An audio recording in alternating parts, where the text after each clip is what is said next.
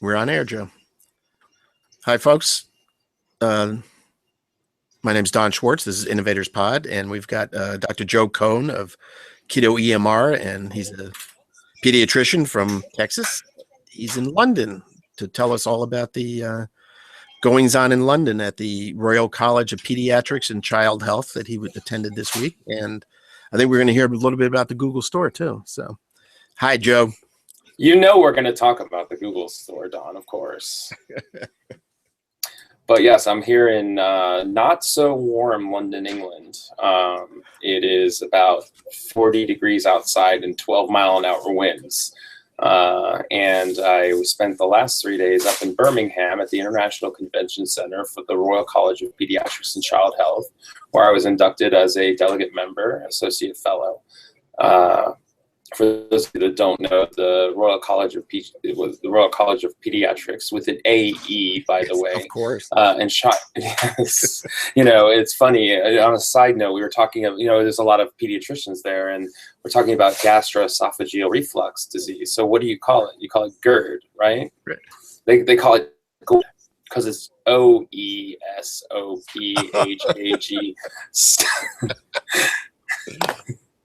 It turns out that's not the only differences in healthcare that we see. But anyways, up in Birmingham, which is a stark contrast from London, it's very much a working city. You can really see the industrial roots of the city. It's very much a mix of old and new, wonderfully warm people. Mm-hmm. The museum had this amazing medieval exhibit. They had medieval swords and pommels with the most intricate of gold filigree that you just never knew they made stuff in the medieval times. And they had just a bunch of dioramas and models and all the architecture. They had the Queen's room, because every museum has something dedicated to the royal family. Right. And in case anybody's worrying, the Duchess has not had her baby. But apparently when that does happen, the city will just open up here. Sure. But back to Birmingham. It's a beautiful city. It was the International Convention Center, a very modern type building. About 3,000 international pediatricians from all across the British Empire. Australia, New Zealand, South Africa, India, Pakistan, France. It was wonderful. Don, I've never met so many pediatricians doing so many different things, all for the children. And, I felt like it was a fraternity. It was really something that we all had something in common. We all cared deeply, deeply about the welfare of our nation's children. Well, I thought it was interesting that when I first went to their website, which I've put in the showcase, by the way, the name of the college with the child health at the end, they put it right out there they're not just for the pediatrician, they're for the children. They're there for yes, and that's great. It was wonderful. And it was, they really used Twitter a lot here in England, and they had a big video wall and everyone was using the hashtag RCPCH15. And, I ended up having a lot of my tweets show up on the video wall. I'm still getting responses from people networking about, some of the things that my perspectives from the things that I saw and, that were different from the US. And it's been a tremendous resource for me, especially as we talk about, Keto EMR and what I believe the technology can do for the children of the world, much less the children of the United States. It was interesting. They had, in each day, there was what we call a plenary session where they had the whole group all together. And then after that was all set up in different symposia, basically on what you wanted to learn or whatnot. But the second day, Princess Anne, who is HRH sponsor, she was there. She gave a talk, and I literally almost was brought to tears with what she had to say. Just the tremendous, and you don't talk about what the princess says. So. Right. To tell you what she said is all very privileged, but she really shared a lot of very personal stuff. And it was really a very beautiful woman, but it was very interesting because, hanging out with a bunch of British docs. They're like, Princess Anne is coming. You have to stand up when she comes in. So we all just stood up, and it was a little bit awkward actually, because no one really applauded when she come in. We just stood up, but at the end, of course, it was a big applause. But the bottom line is that they're very far behind in many areas here in healthcare, especially when you talk about technologies in healthcare. They had a commercial hallway, where they have all these, kind of like a CES type thing. Yeah. But it was all formula companies and blood draw tubes and diaper companies, and like the American Academy of Pediatrics was there. Not one commercial vendor of an electronic medical record, not one electronic medical device. I wonder if that's, maybe that's just the style of that event. Maybe there's other events in the UK that are more geared towards the tech side of things. Are you hinting that I'm missing the watch conference, Don? Well, that's not there. That's over in Amsterdam, I think, right? So, well, if I was that close, I'd be there. Yes. I think that my impression is that the system here is really not geared towards innovation in that area. They're really drowning and struggling in health maintenance, in advocacy, and in part of compartmentalization of care. I mean, it's shocking, that I had a dinner with Sarah Windrum of the Emerald Point. She's going to give us access to a very large beneficiary fund to do some clinical trials here in Warwickshire and Barnet and in Glasgow. And she was telling me about her experience as a mother. First of all, the biggest thing that really got me is that the mothers here are literally fearful that when they're in these systems, like getting seen by the doctor, they're going to take their baby away.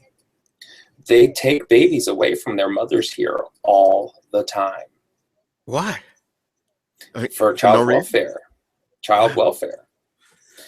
So she was describing this, they're called child health centers, and there's no doctors there. You basically go in to have your baby weighed. And she was talking about how she's postpartum and she's bringing her infant in and she's all upset and crying, and she's struggling to get and she was fearful that they would think that she wasn't taking care of her child and that they were going to literally put the child into protection. That almost seems like that would discourage bringing the babies in at all. And that's a very good point, Don. It's interesting that we did come to that conclusion at dinner tonight, that a lot of moms don't want to deal with that, so they don't come in, and it's almost the ones that do try to adhere to the system that maybe they just don't look as confident, but they're the ones that end up getting caught, and the ones that never ever present end up being the ones that are the worst case scenarios. Right.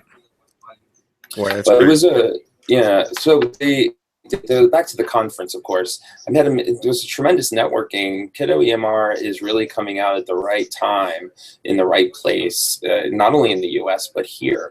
I'm going home with active dialogues with the president of the American Academy of Pediatrics, the president of the RCPCH, and the incoming president of the British Medical Association.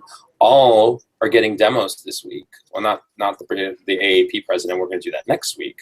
And they all are giving us access to beneficiary funds to fund our project, which is very exciting because it's not this Series A funding group. It's really truly, groups and organizations that establish these trusts to promote the health of children. There's a lot of well-meaning. It's just that the system is too compartmentalized, and it almost relies on the patient to know what to do and where to take their child. But and technology can really help. We were talking about how everybody's chart here is in a folder on a shelf somewhere, and what if that shelf burned down? The patient doesn't know everything about their own health. So it's very exciting that we really have a tabula rasa, a clean slate here to really make some change, more so than in the US. It's more optimization in the US, but here in the UK, it's total revolution.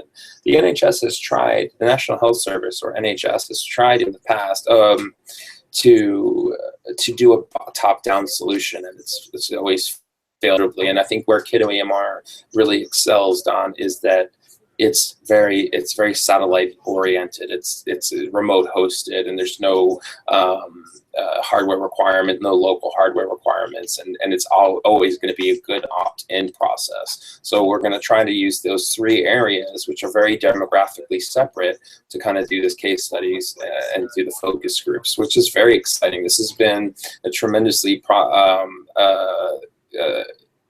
emotionally and beneficial trip for me, and I still have 2 more weeks, so you know, but it was wonderful. And I think that, you know, technology and American innovation and the startup venture type culture that the US has created is really going to benefit one of our best allies. But does now, I'm speaking from the point of view of somebody who believes in universal health care, but I'm wondering, is that system there part of the problem, or how it's administered? I think that they're very well intentioned, and you'd be surprised. I mean, what I'm finding is that a lot more money comes out of citizens' pockets than than you really think it does. You know, if you're not on assistance, which would be, then you actually have to pay a copay for your medications here. So, you know, it's not completely, but it's just boils down to inefficiency and bureaucracy. You know, I think that even in the US, if our systems ran without greed, then we would have better health care. Yeah. So they don't have any electronic records then? They do. There was one story I heard from a vendor, no need to name names, that comes from the US. That's a very common 4-letter word that people tend to use when they're talking about EMRs. They went live in this hospital, and it was so botched that they had to shut the hospital down for 2 weeks, cancel surgeries, and transfer out patients. Wow. And it was this waterfall type top-down architecture that certain companies are proposing that, you know, hospital ops, it just doesn't work, Don. Yeah. It has to be an opt-in process. In addition, I got to really hang out with a lot of medical students that are in their last year or finishing their last year. What the Royal College does is gives the top medical student from each school in the country to come to the event. Not maybe 2/3 of them won't even do pediatrics, but you know, I would talk to the millennial physicians, and I said, "What do you want to see in an EMR?" They said, "We want to see simplicity.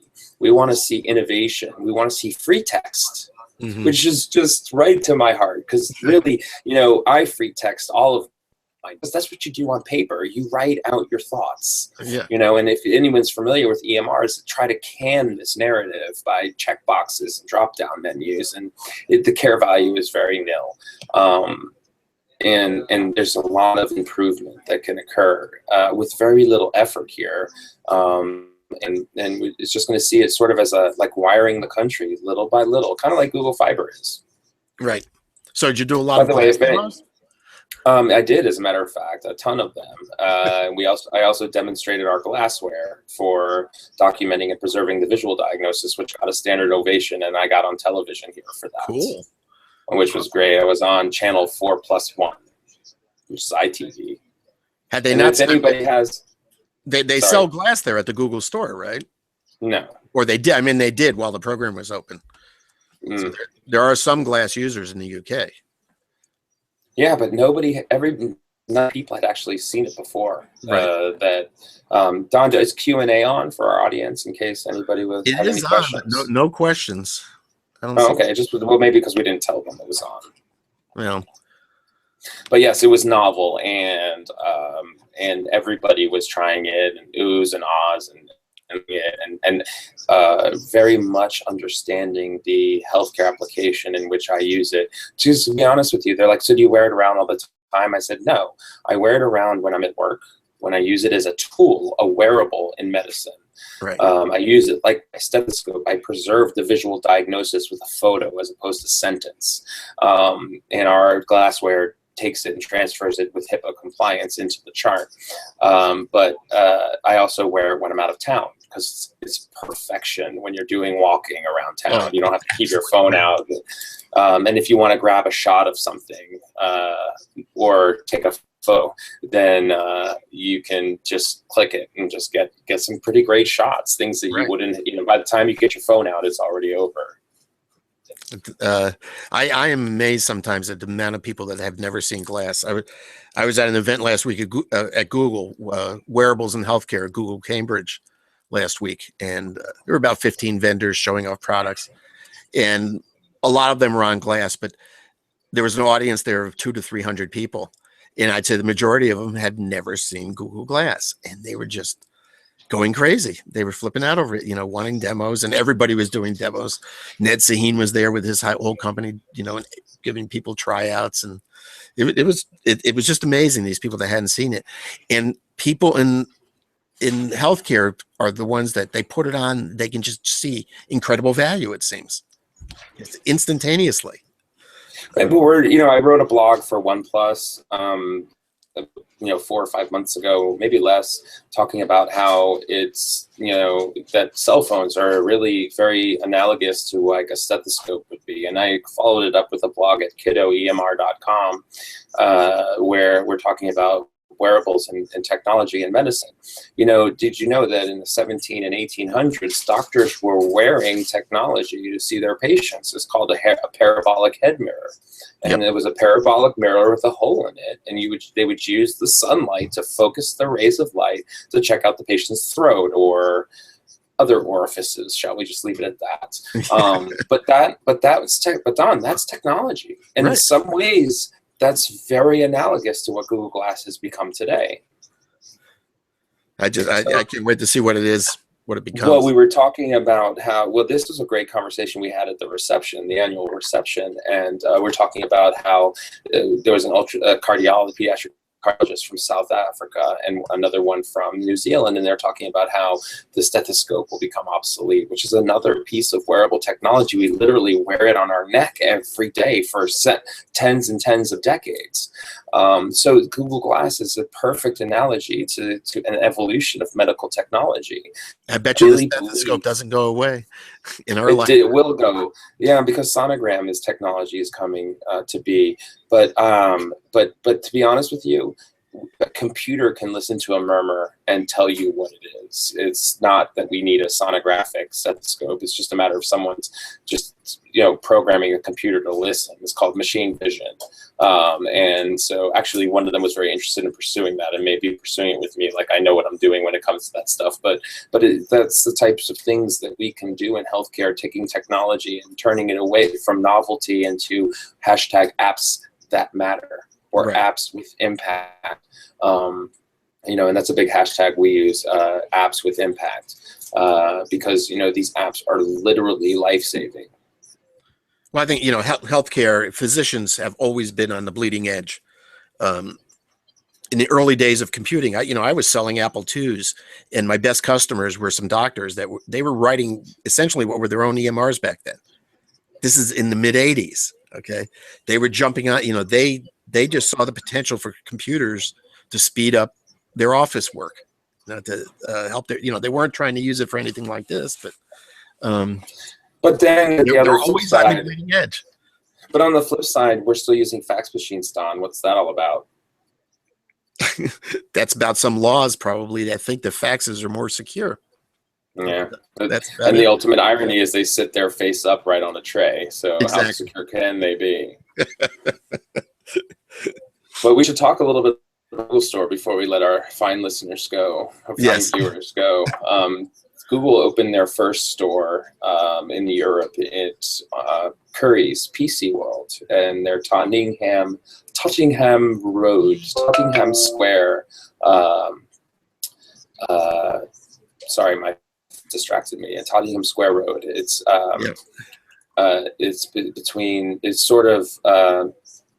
it's in West One area, but it's in the front part of basically like a Best Buy analog, and it is amazing.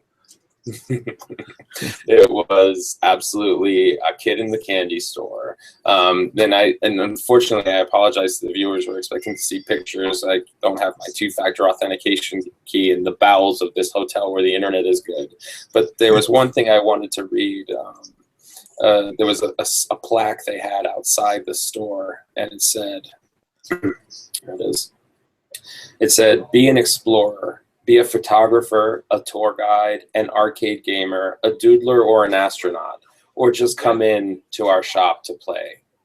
Wow. And that really, and then it said Google at the bottom, and that really was exactly what it was. It was a place to play.